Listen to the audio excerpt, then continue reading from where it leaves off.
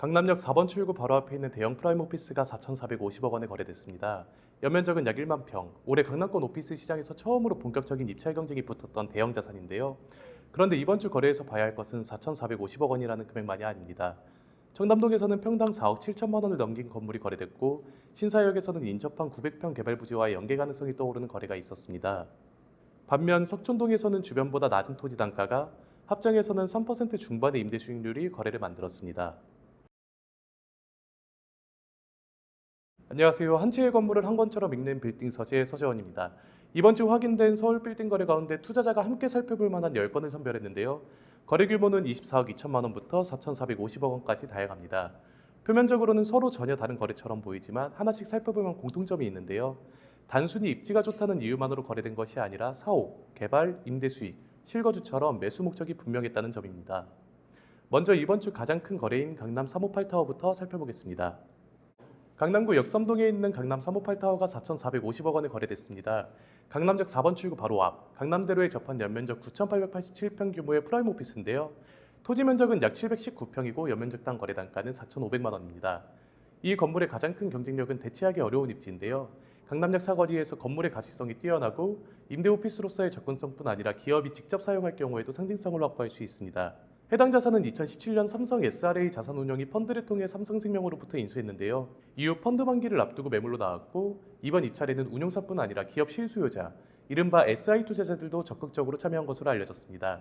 여기서 비교해볼 거래가 하나 있는데, 인근 K스퀘어 강남2는 코랑코가 다이소에 3,550억 원, 연면적당 약 5,348만 원에 매각했습니다.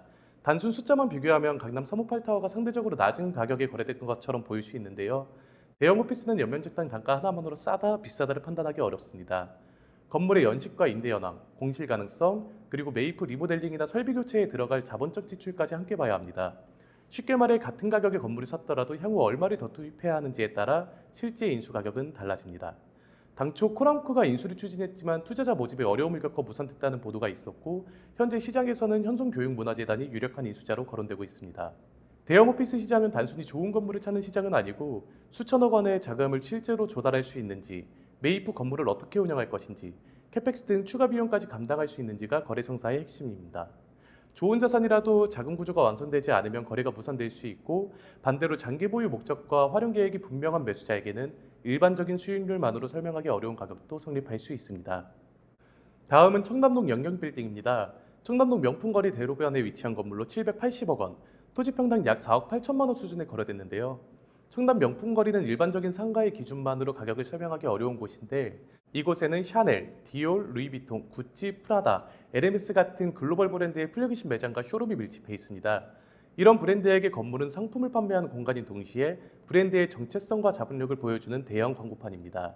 따라서 임대료뿐 아니라 건물의 외관과 전면 노출도, 그리고 어느 주소에 자리 잡고 있는지가 중요한데요. 본건 역시 랄프 로렌 관련 플래그십 공간으로 사용되고 있습니다.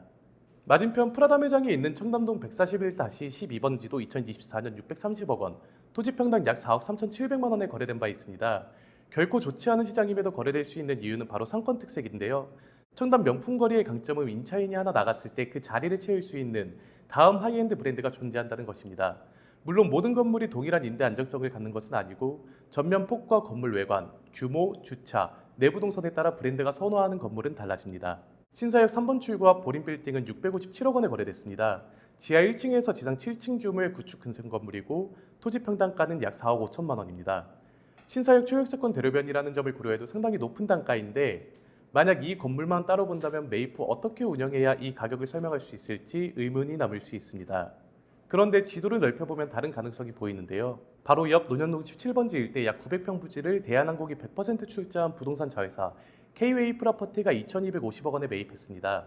해당 부지는 기존 개발 사업자가 PF 조달에 어려움을 겪으면서 공매에 나왔고, K-웨이 프로퍼티는 이곳에 5성급 이상 호텔 개발을 검토하는 것으로 보도됐습니다. 그리고 본건 보림빌딩은 해당 부지와 바로 붙어 있는데요. 아직 등기상 매수자가 확인되지 않은 만큼 두 거래가 실제로 연결되어 있다고 단정할 수는 없지만, 만약 K-웨이 프로퍼티나 관련 주체가 매입했다면 이 정도의 높은 가격도 설명할 수 있는 논리가 생깁니다. 대형 개발 부지는 인접 필지를 추가로 확보하면 진출 입구를 넓히거나 건물의 전면성과 형태를 개선할 수 있고, 배치 가능한 연면적이나 호텔의 객실, 상업시설 구성도 달라질 수 있습니다. 기존 900평 부지의 평균 매입 단가가 평당 약 2억 5천만 원이기 때문에 인접 필지를 더 높은 가격에 사더라도 전체 사업 부지의 평균 단가에는 일정 부분 흡수될 수 있습니다. 이번 사례에서 중요한 것은 개별 필지의 시세와 개발업자가 판단하는 전략적 가치가 다를 수 있다는 점인데요. 그렇기 때문에 보림 빌딩의 평당 4억 5천만 원을 일반적인 시세로 확대 해석하면 안 됩니다. 매수자가 누구인지, 인접 부지와 결합되는지에 따라 전혀 다른 성격의 거래가 될 수 있습니다. 압구정 로데오에서는 프리츠 한샘 쇼룸으로 사용됐던 건물이 268억 원에 거래됐습니다. 8m, 6m, 4m 세 방향의 도로에 접한 코너 건물이고 이면에 위치하지만 대로변에서도 건물이 확인될 정도로 노출도가 좋습니다. 세 방향에서 외곽을 볼 수 있어 독립사옥이나 플래그십 쇼룸으로 활용하기 좋은 구조인데요. 압구정 로데오에서는 물론 접한길에 따라 다르겠지만 층별 임대료를 최대한 높이는 것보다 하나의 브랜드가 건물 전체를 사용하면서 공간의 정체성을 만드는 통임대 방식이 자산 가치를 높이는 경우가 많습니다. 패션과 뷰티, 가구, 갤러리처럼 상품뿐 아니라 공간 경험을 함께 판매하는 업종이 많기 때문입니다. 본건은 압구정 로데오 메인 라인의 평당 3억 원 이상 거래보다는 낮은 토지 평당 약 2억 5천 수준에 거래됐는데요.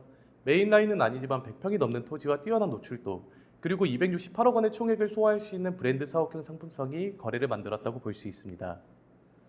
광화문 서측 신문로에서는 25년에 준공된 포르타노오바가 150억 원에 거래됐습니다. 광화문과 경복궁, 서촌 사이에는 대형 오피스와는 다른 독립사옥 수요가 존재하는데요. 법무법인, 컨설팅회사, 문화기업, 재단처럼 도심 접근성과 기업 이미지를 함께 중요하게 보는 수요입니다. 본건은 외관과 디자인에 많은 공을 들였고 주변의 고즈넉한 분위기와도 잘 어우러지는데 특이한 점은 신축 건물인데도 지하층이 없다는 점입니다. 해당 필지는 역사문화환경 보존지역에 속해 있기 때문에 지하 굴착 과정에서 문화재 발견에 따른 공사 중단 위험을 피하기 위한 것으로 보입니다. 신사역 역세권에서는 함수아 빌딩이 370억 원에 거래됐습니다. 이면에 위치하지만 연면적이 약 830평이고 2016년 리모델링을 마쳐 내외관 상태도 양호합니다. 전면 주차와 후면 기기식 주차를 함께 활용하면 상당한 주차 수용력을 확보할 수 있다는 점도 장점인데요. 이면 자산에서 370억은 좀 부담스러운 금액일 수 있지만 강남 상급지에서 연면적 800평 이상을 확보한 사옥형 자산은 공급이 많지 않습니다. 해당 거래 역시 단순한 임대 수익보다는 기업이 바로 사용할 수 있는 규모와 컨디션이 가격을 방어한 사례입니다. 뚝섬역 남측에서는 힙촌 일기 팝업으로 사용했던 건물이 71억 5천만 원에 거래됐습니다. 연무장길이나 서울숲 메인 상권만큼 인지도가 높은 곳은 아니지만 뚝섬역에서 가깝고 왕십리로 대로변에서도 건물이 노출됩니다.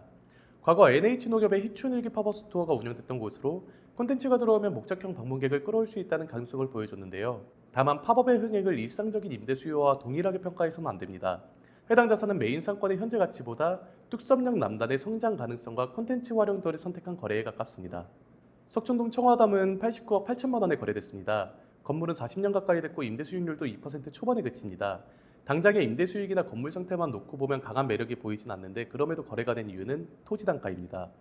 본건은 토지 평당 약 6,600만 원 수준에 거래됐는데 같은 라인의 앞선 거래들이 평당 7천만 원 중반 수준이었다는 점을 고려하면 평당 1,000만 원 정도 낮은 가격입니다.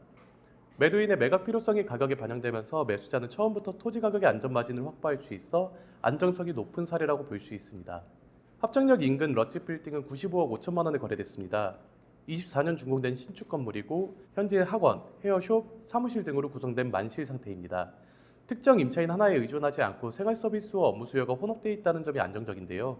매매가 대비 수익률도 3% 중반 수준입니다. 서울 서부권의 신축 근생 건물이라는 점을 고려하면 비교적 양호한 수익률이고 당분간 수선 부담이 적다는 점도 실제 운용 수익을 방어합니다.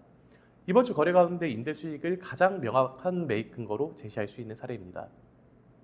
성북구청 인근 위너스 빌딩은 24억 2천만 원에 거래됐습니다. 일반적인 빌딩 투자자가 우선적으로 찾는 상권은 아니지만 활용 방법은 매우 분명한데요. 1층부터 3층까지는 카페와 식당, 헤어숍이 들어가 있고 4층과 5층은 주택입니다. 건물 앞에는 성북천이 있어 개방감과 산책로 접근성을 확보하고 있습니다. 매수자가 상층부 주택을 직접 사용하면 성북천을 바라보는 주거 공간을 확보하면서 저층부에서는 임대 수익을 얻을 수 있습니다. 상가주택은 투자 수익만으로 판단하기보다 실거주 가치와 임대 수익을 합쳐서 봐야 하는데요. 본건은 주택 부분 직거주 시 매매가 대비 2% 후반대 수익과 주거 환경, 생활 편의성을 함께 누릴 수 있는 자산입니다. 이번 주 거래를 정리해보면 대형 거래에서는 자금 조달 능력과 전략적 활용 가능성이 중요했습니다. 강남 358타워는 프라임 오피스의 희소성과 장기 운영 능력이, 영경빌딩은 하이엔드 브랜드가 선호하는 주소가, 보림빌딩은 인접 개발 부지와 결합될 가능성이 거래를 이끌었습니다. 프리츠 한센과 포르타노오바, 함수아 빌딩에서는 임대 수익보다 기업의 이미지와 실사용 가치가 중요하게 평가됐습니다. 반면 중소형 거래는 매입 이유가 더 구체적이었는데요. 석천동은 주변보다 낮은 토지 단가, 합정은 신축 건물에서 나오는 3% 중반의 임대 수익, 성북은 실거주와 임대 수익의 결합이 거래를 만들었습니다. 이번 거래만 보고 서울 빌딩 시장의 매수세가 전반적으로 강해졌다고 단정하기는 어렵습니다. 고가 거래 중에는 특정 매수자나 인접부주와의 결합처럼 일반적인 시세로 보기 어려운 사례도 포함되어 있습니다. 다만 한 가지는 분명한데요. 가격 경쟁력이 있거나 다른 건물로 대체하기 어려운 실사용 가치가 있거나 매입 후 활용 시나리오가 명확한 자산에는 여전히 자금이 움직이고 있습니다. 매수자는 좋은 입지라는 설명만으로는 부족합니다. 이 건물을 왜 지금 사야 하는지, 나중에는 누구에게 팔 수 있는지를 함께 봐야 합니다. 매도자 역시 주변 최고가만 제시하기보다 자신의 건물이 어떤 수요층에 가장 높은 가치를 인정받을 수 있는지부터 정리해야 합니다. 오늘은 7월 넷째 주에 확인된 서울 빌딩 거래 10건을 살펴봤습니다.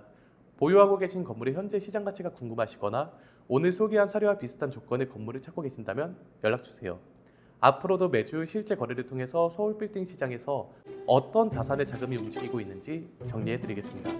지금까지 빌딩 서재 서재원이었습니다. 감사합니다.